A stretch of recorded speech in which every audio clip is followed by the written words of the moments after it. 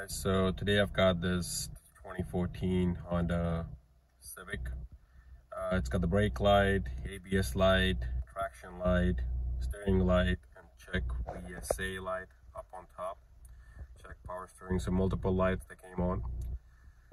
This came on after the customer changed the battery.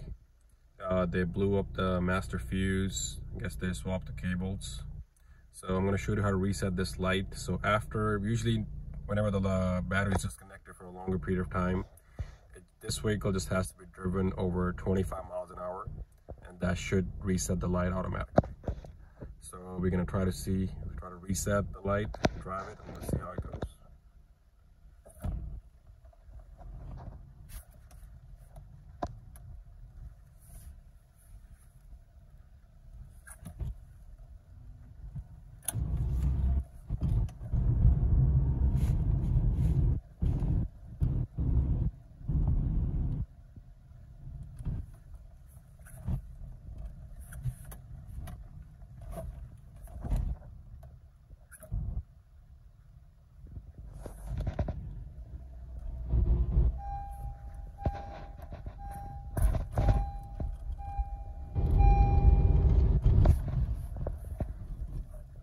Just got over